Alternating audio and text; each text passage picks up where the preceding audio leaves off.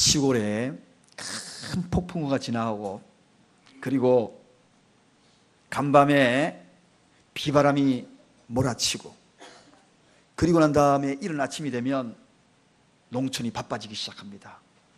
집집마다 남자들은 사반절이 어깨 메고 자기 밭으로 논으로 나가기 시작합니다. 가보면 어떤 논은 논둑이 터져가지고 물이 그냥 밑으로 막 빠져나가고 있고, 어떤 밭은 흙이 무너져가지고 심었던 그 식물이 뿌리가 다 드러나 있고, 그럼 어떡합니까? 정신없이 새벽부터 일어나가지고 점심 때까지 그냥 땀을 뻘뻘 흘리면서 무너져 있는 그 뚝을 다시 흙을 해가지고 막기도 하고, 그리고 또 뿌리가 보이는 그런 식물들이 있으면 흙을 뜯어가지고 뿌리 안 보이게 덮기도 하고, 땀을 뻘뻘 흘리면서 감당합니다. 그런 경험 하셨지 않습니까? 시골에 살았던 그런 분들. 그런데 그리고 나게 되면 1년에 몇 차례 그런 경험을 하고, 또 시간이 지나면 이제 가을이 되면은 정말 그 들녘의 황금 물결을 다 이루게 됩니다. 결실을 이루게 됩니다. 사람도 마찬가지입니다, 여러분.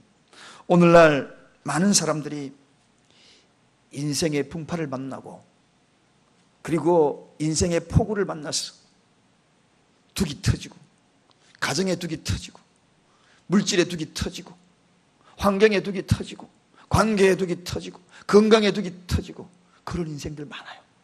또 그 마음의 상처가 뿌리까지 다 드러나가지고 이제 곧 쓰러질 듯한 그런 식물처럼 아주 위기를 맞고 있는 그런 인생들 참 많습니다.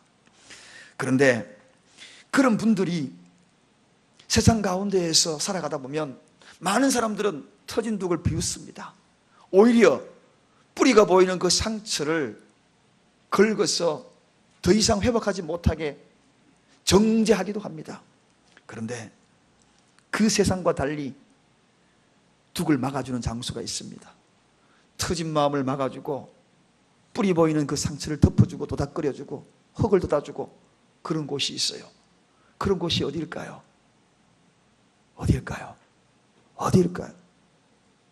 우리 하나님께서 딱 두 곳을 만들어 놨습니다. 이 장소는 어떤 일이 있어도 막아줘야 한다, 덮어줘야 한다, 덮어줘야 한다, 도닥거려줘야 한다, 품어줘야 한다. 무너지고 그리고 회복할 수 없는 그곳에 마치 농부가 삽자루를 들고 흙을 돋워서 막아주듯 끝까지 막아줘야 될 그런 장소가 있다는 것입니다. 그 장소가 바로 교회와 가정인 것입니다. 이게 바로 하나님이 직접 창조하신 교회와 가정, 바로 그곳입니다. 사랑하는 여러분, 이곳에는 세상에서 품지 못하는 것들, 이곳에는 품어야 하는 장소입니다. 세상에서 용인받지 못하는 곳, 이곳에는 용납이 되어져야 되는 곳이 어디인가? 교회와 가정인 것입니다. 그래서 이 장소를 우리가 이름하여 주님 나라다, 작은 천국이다, 그렇게 이야기합니다. 주님 나라다, 작은 천국이다. 여러분의 가정은 작은 천국인가요? 오늘 이 교회에 오신 여러분들, 작은 천국을 맛보는 교회에 오신 건가요? 우리는 그것을 만들어 가야 합니다. 그렇게 되어야만 하는 것입니다. 무조건적으로 만들어야 합니다. 그게 하나님의 법입니다. 오늘 행여나 터진 마음 있습니까? 뿌리조차 보여서 아픈 상처를 가시고 이곳에 오신 분들 계십니까? 오늘 하나님의 말씀의 자리, 주님 나라에 오신, 이 교회에 오신 여러분들에게 이 말씀으로 우리가 함께 더불어서 막아주고 덮어주고 그런 장소 세워가는 이 시간이 되기를 원합니다. 우리 사랑교회가 34주년 오늘 행사하는 날입니다. 우리 교회가 여기까지 오기 위해서 그 누군가가 그런 역할을 감당해 왔어요. 터진 거 막아주고, 교회가 터진 거 막아주고, 뿌리조차 흔들릴 때마다 붙들어주고 흙 돋아주고, 여러분에게 진심으로 경의를 표합니다. 하나님의 은혜가 여러분과 함께 하시기를 바랍니다. 그래서 우리 교회가 무슨 교회라고 이름 다 같이 무슨 교회요? 사랑교회. 무슨 교회요? 예, 사랑하고 교회하고 뭐가 들어간 거 없습니다. 그 사이에 아무것도 없어요. 사랑의 교회가 아닙니다. 가끔씩 모르는 분들이 지나가다가 여기 사랑의 교회 있네, 우리 교회 사랑교회 아니에요. 교회하고 사랑하고 사이에 아무것도 막을 수 없고 가로막을 수 없고 일체를 이루는, 교회 그러면 사랑, 사랑 그러면 교회, 그런 이름을 가진 교회. 세상에서 이보다 아름다운 이름 있으면 나와봐라 그래요? 없잖아요. 사랑교회가 바로 그런 교회입니다. 여러분, 그렇습니다. 주님 나라 같은 교회, 우리가 이 작은 천국으로 만들어가는 이 교회, 그래서 주님 나라, 영어로는 우리 교회의 비전입니다. 제이랜드, 지저스랜드, 이게 주님 나라입니다. 이게 작은 천국이에요. 이게 우리 교회의 비전입니다. 우리 교회의 비전, 마땅히 이 오늘날 모든 교회가 그렇게 되어야 하는 그런 이름이 바로 제이랜드입니다. 교회입니다. 그래서 우리 교회의 비전이 제이랜드입니다. 주님 나라입니다. 사랑하는 여러분, 이 주님 나라가 되게 되면 하나님이 통치하는 나라가 되는 거예요. 하나님이 통치하는 그런 교회, 그런 가정, 어떻겠어요? 상상해도 절로 가슴이 뿌듯하고 행복감이 젖어듭니다. 주님이 다스리는 그 교회가 되게 되면 하나님이 연락하신다고 시편 19편 14절에 이렇게 소개합니다. 우리가 잘 알고 있는 말씀이죠. 내 입술의 모든 말과 내 마음의 모든 묵상이 주께 연락되기를 원하네. 주님이 연락되는 그런 교회는 내 말의 모든 것들, 내 마음의 생각들, 모든 것들이 하나님의 기쁨이 되어서 연락된다. 하나님이 기쁘게 받으신다. 하나님이 기쁘게 받으시는 그것이 바로 교회가 되어야 합니다. 우리 교회가 하나님이 기쁘게 받으시는 교회가 되기를 원합니다. 우리 각자가 하나님이 기쁘게 받으시는 그러한 모든 각자가 되기를 원합니다. 내 입술의 모든 말 하나님이 기쁘게 받고, 내 마음의 생각까지도 하나님이 기쁘게 받고, 그런 교회가 되면 누구나 달려오고 싶지 않겠습니까? 아, 저 교회에 누구나 달려가고 싶다. 나도 가고 너도 가고 모두가 가자. 그런 교회가 되지 않겠습니까? 저는 이런 교회를 꿈꿉니다. 이런 주님의 나라, 그 교회를 꿈꿉니다.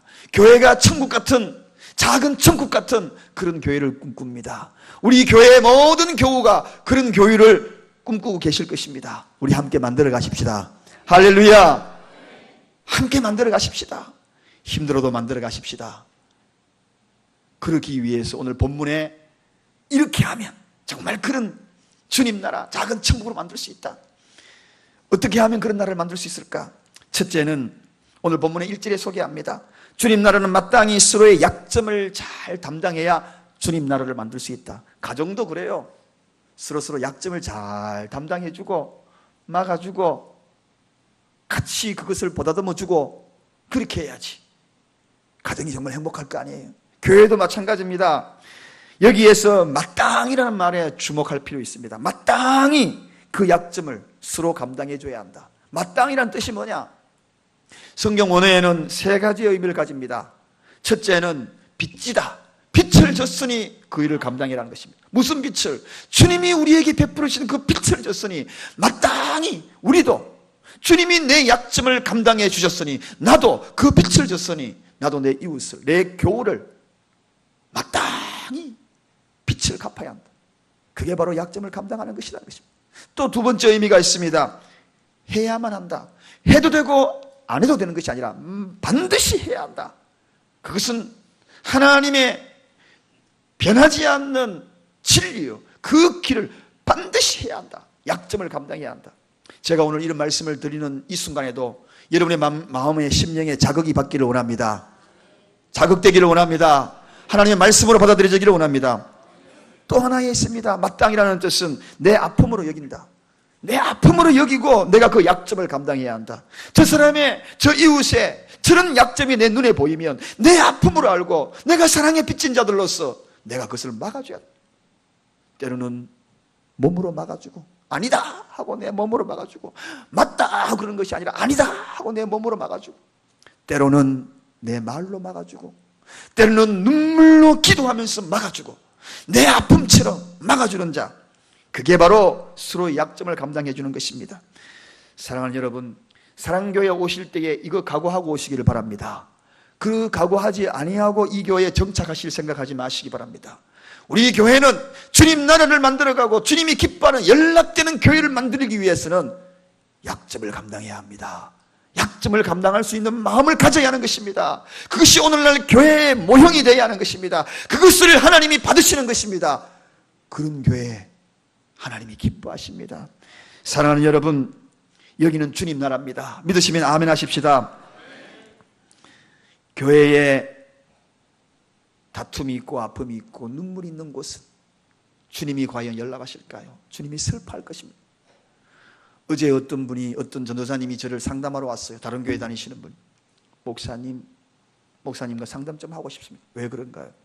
우리 교회가 지금 반 이상이 다 뿔뿔이 흩어졌어요.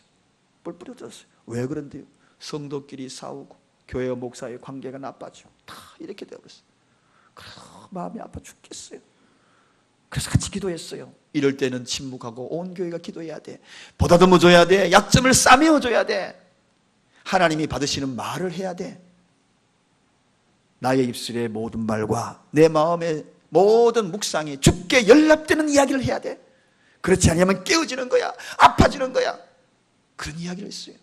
사랑하는 여러분, 오늘 우리 사랑교회가 여기까지 올 수 있었던 것은 주님 나라, 작은 천국을 만들어 가려고 몸부림치는 여러분들의 헌신이 있었던 것입니다. 둑을 막아주려고 그러고, 뿌리가 보이면 덮어주려고 그러고, 내 몸으로 막아주고, 내 눈물의 기도로 막아주고, 손에 손을 잡고 내 아픔으로 함께 여기고, 그런 교회가 주님 나라. 사랑하는 여러분, 사실 알고 보면 우리가 약점 없는 사람 어디에 있겠어요? 나는 약점 없고 완벽한 사람이다 라고 이야기하시는 분 계십니까? 없어요. 그래서 틀어서 문제 안 나는 사람 아무도 없다, 그런 말이 나온 거 아닙니까? 이것을 알려면 우리 모두가 부족한 거예요. 조금씩 부족하기 때문에 서로서로의 그 부족한 것을 내가 가지고 있는 것으로 메꿔주는 것이, 이게 바로 합력이라는 것입니다. 합력은 협력의 개념과 다른 거예요. 합력이라는 것은 부족한 것을 메꿔주는 것이 합력인 것입니다. 교회는 합력하여 선을 이루는 것일 줄로 믿습니다. 그렇습니다. 여러분, 우리 주님도 알고 보면 어쩌면 이 땅에 왜 오셨나요? 우리 약점을 가리워주려고 오신 거예요. 우리 약점을 덮어주려고 온 겁니다. 그 약점을 보다듬어 주려고 온 거예요. 이사야 53장 5절에 그가 찔림은 우리의 허물을 인하며, 허물이 뭡니까? 약점이잖아요. 그래서 그가 창을 찔린 거예요. 또 그가 상함은 우리의 죄악을 인함이라, 우리의 죄의 약점을 그가 몸소 상하였던 겁니다. 그래서 약점 때문에 온 거예요. 그가 징계를 받음으로 우리가 평화를 누리고, 인간은 늘 싸우고 다투는데 그 싸움과 다툼을, 평화를 누려야 한다, 그 약점을 덮으려고 그가 징계를 받으신 거예요. 심지어는 그가 채찍에 맞음으로 우리가 나음을 얻었다. 마음의 상처의 약점, 뿌리조차 보이고 심령이 둑이 터지고 환경에 둑이 터지고 세상에서 용서받을 수 없고 세상에서 용납받을 수 없는 그런 약점 투성이를 우리 주님이 채찍에 맞음으로 우리를 낫게 하기 위해서 왔다. 사랑하는 여러분, 그렇다면 우리가 주님 나라에 들어온 이상, 우리 교회에 들어온 이상, 그가 통치하는 그 나라에 들어온 이상 우리가 해야 될 일이 뭡니까? 약점을 들춰내는 것입니까? 덮어주는 것입니까? 뿌리채 뽑아버리는 것입니까? 무너져 물이 흐르고 있는 곳에 그 둑을 더 터는 것입니까? 아니지 않습니까? 오늘날 많은 교회조차도 약점을, 돋보기를 들고 다니는 것 같아요. 돋보기를, 큰 돋보기 들고 세밀한 걸 찾아다니는 그런 세대입니다. 그런 세대이지만 사랑에는, 약점에는 눈이 멀고 사랑에는 눈을 밝히는 교회가 되기를 원합니다. 할렐루야. 그런 교회가 되어야 하는 것입니다. 여러분, 그런 곳에 치유가 일어나는 거예요. 약점을 덮어줄 때에, 하나님이 통치할 때 연락되는 그 순간 그 교회에 기적이 일어나는 것입니다. 역사가 일어나는 것입니다. 마음도 육신도 환경도 영혼도 어떤 때 치유가 일어나는가? 약점을 싹 덮어줄 때, 그가 채찍에 맞음으로 우리가 나았다, 나음을 입었다, 덮어지는 그 순간, 약점에 덮어주는 그 순간은 능력이 나타납니다. 우리가 잘 알고 있는 찬송가 53장에 하늘에 가득한 영광의 하나님, 온 땅에 충만한 존귀하신 하나님, 이 찬양 잘 알 겁니다. 이 찬양을 만드신 분이 김정준이라는 분입니다. 우리 교회 어떤 장로님하고 이름이 비슷하죠? 김성준 아닙니다. 김정준. 네, 이 김정준이라는 분이 이 곡을 작사했어요. 글을 적었어요. 이분이 원래는 폐병으로, 과거에 1967년도에 이 곡이 만들어졌는데 폐병으로 사형 선고를 받았던 분입니다. 그 당시에 기술력이 뭐 병원 기술이 요즘처럼 그렇게 하는 거 아니잖아요. 폐병으로 얼마나 많이 죽었어요. 피를 토하고 죽은 사람이 많았거든요. 그런데 이분이 이제 사형 선고를 받고 요양원에서 죽음을 기다립니다. 죽음을 기다리면서 몸은 다 말라가지요. 주변에서 피를 토하고 죽는 사람이 한두 명이 아닙니다. 요양소에서. 그런데 이분이 생각하는 거예요. 내가 죽을 때까지 할 일이 뭘까? 그래, 나보다 더 못한 사람 약점을 감당해야지. 보니까 자기는 그래도 조금 걸을 수 있는데 옆에 보니까 걷지도 못하는, 피를 토해가지고 그냥 많은 통에다가 피를 토해서 버리지 못하여서 냄새가 나 썩어가는 것. 내가 저걸 버려줘야 되겠다. 그래서 주섬주섬 그 통을 해가지고 화장실에 버려주고 깨끗이 씻어요. 그리고 손잡고 기도해주고 힘내셔요, 힘내셔요, 이렇게 기도해주고. 그런데요, 죽음의 시간이 임박해야 될 그 사람이 시간이 지나면서 자꾸 건강해지는 거예요. 약점을 담당했던 그 사람이, 죽어가야 되는 그 사람이 자꾸 회복이 되는 거예요. 이상하다, 왜 그럴까? 이상하다, 왜 그럴까? 여러분, 사랑하는 여러분, 그래서 그분이 모든 질병에서 치유 안 받고 나중에 목사가 되고 신학자가 되어서 이 찬송을 만든 거예요. 1967년도에 하늘에 가득한 영광의 하나님, 온 땅에 충만한 존귀하신 하나님, 이 찬양을 만들었어요. 여러분, 약점을 덮어주면 하나님이 연락하십니다. 하나님이 연락하시면 치유가 일어나는 거예요. 능력이 나타나는 거예요. 역사가 나타나는 거예요. 기적이 나타나는 거예요. 가정도 회복이 되는 것입니다. 가정도 행복해지는 거예요. 교회도 행복해지는 것입니다. 교회도 회복이 되는 것입니다. 사랑하는 여러분, 이런 기적이 일어나는, 이런 하나님의 역사가 일어나는 교회를 원하십니까? 원하십니까? 그럼 우리는 결심해야 합니다. 이 교회를 작은 천국으로 만들어야 합니다. 그렇다면 우리는 마음에 결심해야 돼요. 나는 이제 그 이웃에, 사랑하는 교회의 약점을 보다듬어 주리라. 터진 둑을 내 몸으로도 막아줘야지. 누가 욕하면 내 몸으로도 막아줘야지. 그러지 말라고. 나의 아픔으로 알고 사랑의 빚진 자로서 눈물로 나는 기도하면서 그 약점을 보다듬어 줘야지. 그 상처를 보다듬어 줘야지. 세상은 상처를 까발리고 그 상처를 비웃고 정죄하지만 나는 그래도 막아줘야지. 그럴 때에 우리 교회는 이러한 놀라운 은혜가 나타날 줄로 믿습니다. 두 번째입니다. 두 번째는 오늘 2절에 소개하고 있습니다. 주님 나라는 어떤 것이냐? 마땅히 서로 선과 덕으로 기쁘게 해줘야 합니다. 선과 덕으로 기쁘게 해줘야 합니다. 여러분, 악이고와 깨로 기쁘게 하는 것이 아니에요. 선과 덕으로 기쁘게 해줘야 돼요. 우리 서로 선과 덕으로 기쁘게 해줘야 돼요. 옆 사람에게 다시 한번 이야기하십시다. 선과 덕으로 기쁘게 합시다. 인사하십시다. 당신이 있어서 내가 행복하고 내가 기쁘고, 내가 있어서 당신이 행복하고, 우리가 있어서 우리 모두가 기쁘고 행복하고. 그런데 요건이 있어요. 선으로 해야 합니다. 그런데 요건이 있어요. 덕으로 해야 합니다. 선이 뭔가? 선이라는 것은 국어사전에 보면 올바르고 착하게, 그리고 도덕적으로, 그렇게 올바르고 착하게 도덕적으로 기쁘게 해야지. 깨를 내가지고 기쁘게 하고 뒤에서 딴꾸녕하고 그게 아니라는 것입니다. 올바르고 착하게 도덕적으로. 덕이 뭐냐? 덕은 마음을 넓게 이해하고 받아들이는 마음이나 행동, 이게 덕. 넓게 이해하고 그리고 받아들이는 마음, 행동, 이게 덕이라는 것입니다. 그런데 성경에서 이 덕을 어떻게 해석을 하는가? 원어에 찾아보니까 이 덕은 또 다른 의미를 가집니다. 그것은 가족이 거하는 집을 세우다 하는 것이 덕이에요. 덕으로 하면 그 가정이 세워진다, 그런 뜻입니다. 세워진다. 덕스러운 말 한마디가 그 교회를 세우고, 덕스럽지 못한 그 말 한마디가 가정을 무너뜨리고 교회를 무너뜨리고. 덕스러운 말, 덕스러운 말, 덕스러움의 행동, 덕스러움의 마음. 사랑하는 여러분, 선과 덕으로 우리 교회를 세워나가면, 그러면 다 기쁘다는 것입니다. 너도 기쁘고 나도 기쁘고, 너의 기쁨이 나의 기쁨, 나의 기쁨이 너의 기쁨, 우리 모두의 기쁨. 그러면 우리 교회는 행복하고 작은 천국이 되는 것이고. 사랑하는 여러분, 우리 교회에 일단 등록하시고 오시려면 선한 말을 사용하시기를 주님의 이름으로 축원드립니다. 선한 생각으로 착한 마음을 가지고 덕스러운 말을 하기를 주님의 이름으로 부탁을 드립니다. 그래서 우리가 이것을 통하여 누군가가 세워집니다. 가정이 기둥이 세워지듯. 여러분, 저 유럽이나 구라파 쪽에 가보면 고대 건물들 나옵니다. 그 고대 건물들 우뚝우뚝 서 있는 것이 있어요. 다른 건 다 무너져도 기둥들이 튼튼하게 서 있습니다. 그렇게 수천 년이라도 기둥들이 서 있어요. 왜 그럴까요? 왜 그럴까요? 그 기둥들이 튼튼하게 세워지는 목적을 가지고 아주 튼튼하게 세웠기 때문에 그렇습니다. 무너지지 않는 돌기둥으로 세워가 깎아서 세운 것입니다. 그런데 덕스러운 말이 바로 그렇게 된다는 것입니다. 세상 세파가 밀려와서 아무리 시간이 지나도 덕과 선으로 세운 그 집안은, 그 가문은, 그 교회는 수천 년이 지나도 그렇게 세워진다는 것입니다. 그런 교회 만들어 보십시다. 그런 교회 후손에게 물려주는 것입니다.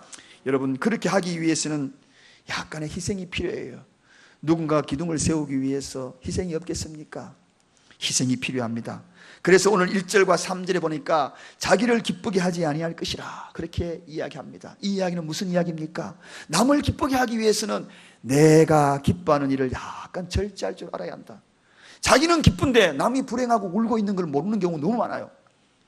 가끔씩 TV나 아는 분들이 이런 이야기를 하는 경우가 있습니다.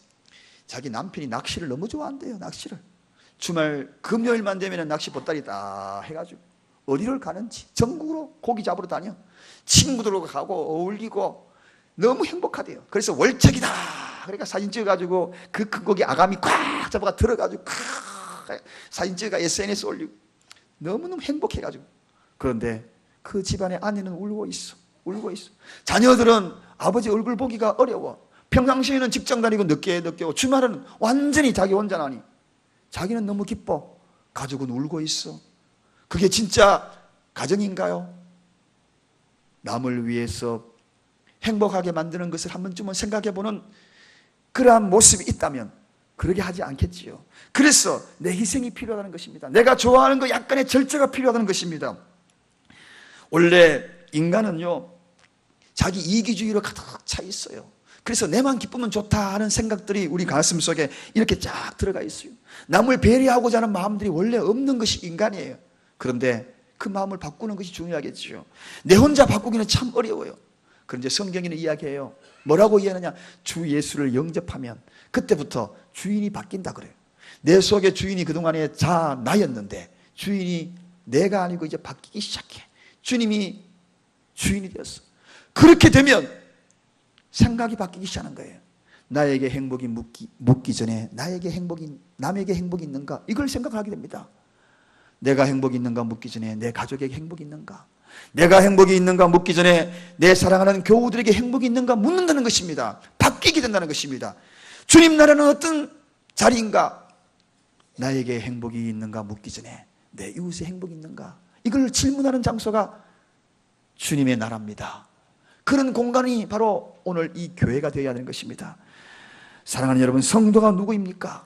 예수 그리스도를 모셔드린 자예요. 성도 한마디로 크리스천입니다. 크라이스트, 예수님과 접붙임 받은 자들입니다. 그렇다면 이걸 명심해야 됩니다. 무엇을 명심할까요? 이제 내가 주인이 바뀌었어. 주인이 바뀌는 그 순간부터 내가 바라보는 시선이 바뀌어. 나에게 행복이 있는가 묻기 전에 저 사람이 과연 행복이 있을까? 이런 시선으로 바뀐다는 것입니다. 그렇게 해나갈 때에 이 교회가 행복한 교회가 되는 거예요.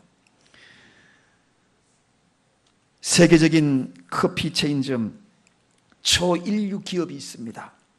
유명한 그런 인류 기업이지요. 어지간하면 여기에 있는 분들 어지간하면 이 커피를 한 번씩 다 마셔보셨을 겁니다. 별다방 커피 다 마셔보셨죠? 안 드셔보셨어요? 한국말 하니까 모르시는 분이 많이 계신 것 같아요. 스타벅스 다 드셔보셨잖아요. 어지간하면 커피 다 들어가가지고. 원래는 이 스타벅스가 출발할 때에 시애틀에서 조그마한 그러한 정말 커피숍에서 출발을 했다고 합니다. 그런데 인류 세계적인 체인점이 되기 위해서 어떻게 되었는가? 그 속에는 숨겨진 경영 방침이 있었습니다. 유명한 스타벅스의 경영 방침 몇 가지가 있는데 그 중에 하나가 바로 그렇게 만들었다 하고 많은 경제학자들이 평가를 하고 있습니다. 그것이 뭐냐? 놀라고 기쁘게 하라. 뭐라고요? 놀라고 기쁘게 하라. 놀라고 기쁘게 하라. 이겁니다. 소비자들을 놀라게 기쁘게 해라. 그리고 같은 직원들끼리 만나면 서로서로 놀라고 기뻐 만나는 거예요. 서프라이즈. 깜짝 놀래. 여러분의 가정에 가끔 놀람이 있습니까? 깜짝 당신이 이런 것을, 아니 이런 당신이. 요즘에는 제 아내는 어지간해가 안 놀라요. 하도 많이 놀라가지고 이제는 까무칠 정도로 해야 놀랄 것 같아요.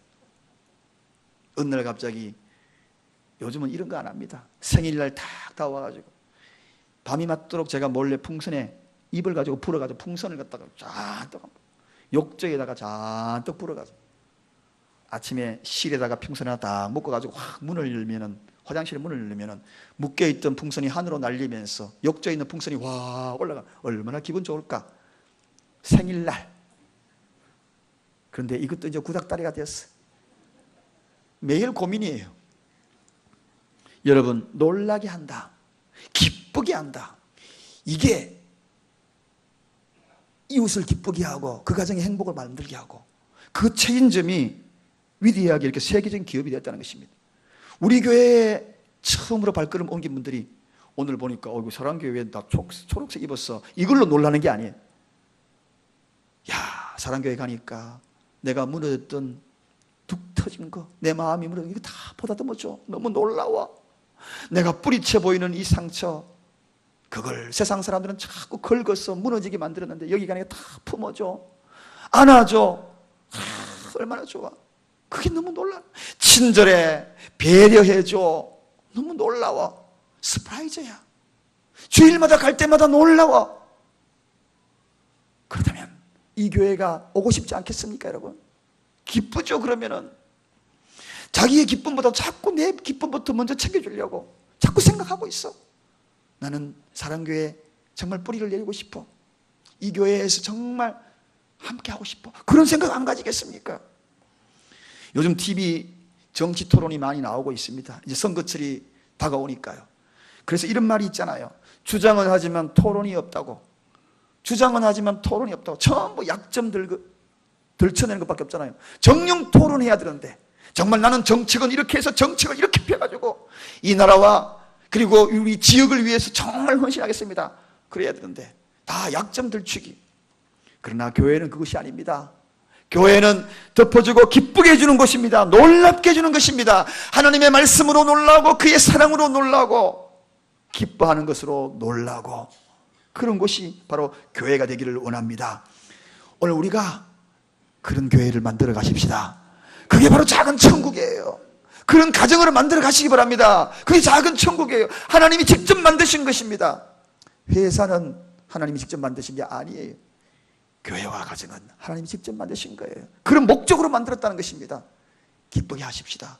마지막 세 번째입니다. 세 번째는 작은 천국을 만들어 가려고 그러면 같은 소망을 가지고 끝까지 함께 가야 합니다. 같은 소망이 중요합니다. 4절에 그렇게 소개합니다. 여러분, 고난에 빠진 사람에게 제일 필요한 게 뭡니까? 절망에 빠져있는 사람에게 제일 필요한 게 뭔가요? 소망이거든요. 죽고 싶은 마음 가졌어도 조그마한 소망이 있으면 다시 일어서려고 그럽니다. 그런데 그 소망의 빛마저 사라지게 되면 죽어버리면 그만이지, 죽어야지, 그런 생각을 가지는 거죠. 어제는 어떤 분이 70은 안 되셨고 60 한 중반 넘으신 분, 그분이 찾아오셨어요. 상담 좀 하자고. 모르는 분이에요. 그래서 교회에 무슨 구제일 때문에 오셨는가, 무슨 일 때문에 오셨는가 상담하자 그럴 때 제가 제일 겁나거든요. 어떤 무너진 일이 있을까, 무슨 아픔이 있을까, 혼자 가면서 많은 생각을 합니다. 딱 들었었는데 그런 이야기 하시는 거예요. 목사님, 죽고 싶습니다. 죽고 싶습니다. 왜요? 그 다음 이야기는 제가 하지 않을래요. 개인적인 이야기니까. 정말 죽고 싶대요. 제가 들어봐도 정말 죽고 싶은 마음일 거예요.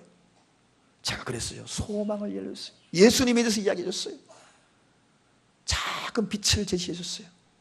주님이 빛이라 그랬잖아요. 조그마한 빛이라, 비치기만 비치면 저분이 그런 마음을 안 가질 텐데 집에 수면제를 이만큼 사놨다. 누군가 그러던데 수면제만 먹으면 잘 죽지 않는다. 술을 잔뜩 먹고 수면제 먹으면 깨어나지 못 죽는, 이 이야기들을 자기 적용하려고 그러는 거예요. 손을 잡고 기도했습니다. 주님이 소개하고 예수님이 소개하고, 그리고 기도를 딱 하고 난 다음에 제가 그냥 콕 안아드렸어요. 연세 드신 분이지만 안으니까요 뼈만 앙상하게 남더라고요. 몸에도 냄새가 나고 그렇지만 제가 그냥 품속을 안아줬어요. 소망을 가지세요. 주님이 소망이 되실 것입니다. 산 소망이 되실 것입니다. 고개를 끄덕끄덕 하면서 알겠습니다 하고 나가셨어요. 저희가 문까지 가서 제가 한참 그 뒷모습을 보라봤습니다. 아마 그분이 분명히 그런 마음을 버리고 소망을 가지게 되었을 것입니다. 여러분, 사랑하는 여러분, 작은 소망을 잃어버린 백성은 멸망한다, 그런 말이 있습니다. 이 소망을 잃어버리면 멸망하는 거예요. 강가에 나가가지고 어느덧 이런 일들을 한번 해보신 경험들 많을 겁니다. 납작한 돌을 주워가지고 강에 가가지고 차 던지면 차차차차차 하면서 물보라를 익히면서 그 돌이요 물 위로 가면서 춤추는 것 같아. 물 위로 막 춤추는 것 같아. 그러다가 한참 가다가 그 돌이 힘에 겨우면, 힘을 다하면 그만 꼬르르 하고 물속으로 빠져들어요. 이것이 바로 절망이다. 인간은 바로 절망이다. 키에르케고르가 그런 이야기를 비유합니다. 인간은 이와 같은 존재다. 소망이 없어. 그런데 예수 앞에 나오면 소망이 있습니다. 이 소망을 같이 하는 거예요. 쓰러져 있는 자들에게 이 소망을 제시하는 것입니다. 이게 복음인 것입니다. 주 예수 그리스도를 믿는 복음, 예수 그리스도를 통한 구원의 확신, 그분이 산 소망이 되신 것입니다. 베드로전서 1장 3절에 예수 그리스도의 죽은 자 가운데서 부활하심으로 말미암아 우리를 거듭나게 하사 산 소망이 있게 하셨다. 할렐루야. 산 소망 어디에서 발견하겠습니까? 그러므로 이 산 소망을 일러주는 거예요. 힘에 겨워 힘들은 자에게 손을 잡아주면서 우리는 산 소망이 있지 않냐? 부활하신 그분이 있지 않냐? 우리도 그렇게 된다고 말씀했지 않냐? 함께 가자. 함께 가자. 포기하지 말고 함께 가자. 일어서서 함께 가자. 손에 손 잡고 함께 가자. 그 장소가 어디입니까? 교회인 것입니다. 할렐루야. 이 교회가 바로 그런 교회가 되어야 하는 것입니다. 무너진 자 있습니까? 힘에 겨워하고 있는 자 계십니까? 손을 잡아줘야 합니다. 함께 가자. 일어서자. 우리는 산 소망이 있다. 그래서 소망과 빛은 굉장히 중요한 의미를 담고 있습니다. 같은 맥락에서 이야기가 되고 있지요. 예수님이 스스로 말씀하셨습니다. 이 흑암 같은 세상을 향하여서 나는 세상의 빛이다. 나는 빛이다. 소망을 제시한 거예요. 빛이다고. 그런데 우리에게도 부탁한 것이 있습니다. 너희도 세상의 빛이다. 할렐루야. 그러므로 우리가 빛이 되어야 되는 거예요. 빛은 뭔가? 그 누군가에게 소망을 제시하는 자가 되어야 한다는 것입니다.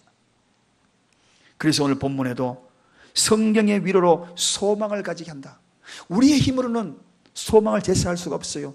나도 여전히 무너지는 존재이기 때문에. 그런데 성경에 기록된 하나님의 말씀, 예수 그리스도가 산 소망이라는 이 부활의 생명의 말씀, 이걸 가지고 소망을 제시해라. 소망을 제시해라. 사랑하는 여러분, 저는 생각해 봤습니다. 제가 작은 빛이듯이 여러분도 작은 빛일 것입니다. 그러나 꺼지지 않는 빛이에요. 이것이 다 어우러지면 어나스처럼 다리를 만들 수 있을 것 같다. 그리고 그 다리를 통하여 가지고 소망 대신 산소망이신 우리 주님께로 그 역할을 감당할 수 있을 것 같다. 우리 사랑교회가 다 작지만 빛이 된다면, 열방의 빛이 된다면 우리가 다리가 되어서 그 다리를 통하여 통과하여서 주님께로 향하는 그러한 일들이 일어나지 않을까.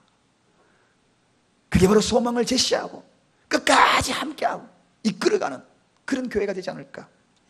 저는 말씀의 결론을 내리면서 이 말씀을 드리고 싶습니다. 죽고 사는 것은 마음의 결심에 있다. 그런 이야기를 했습니다. 죽고 사는 권세는 마음에 있다. 성경에 나온 이야기죠. 죽고 사는 것. 여러분, 사는 것 결심하실래요? 죽는 것 결심하실래요? 행복을 결심하실래요? 천국을 결심하실래요? 지옥을 결심하실래요? 우리 마음에 있다. 오늘 우리 결단 한번 해보십시다. 마음으로 한번 다져보십시다. 작은 천국으로 만들어가는 이 교회를 한번 만들어 보자고요. 그래서 제이랜드, 우리 교회의 비전이 뭡니까? 제이랜드, 지저스랜드 한번 만들어 보자고요. 사는 그러한 공간, 영원한 소망이 있는 그런 공간, 주님 나라, 작은 천국을 한번 만들어 보자고요. 그렇게 하기 위해서 세 가지 다시 한번 반복합니다. 서로의 약점을 잘 담당하자. 그리고 마땅히 서로를 선과 덕으로 기쁘게 하자. 그리고 마땅히 같은 소망을 가지고 끝까지 가자. 마땅히. 오늘 이 말씀을 가지고 마음의 결단하는 이 시간이 되기를 원합니다. 기도하겠습니다. 하나님 아버지 감사합니다.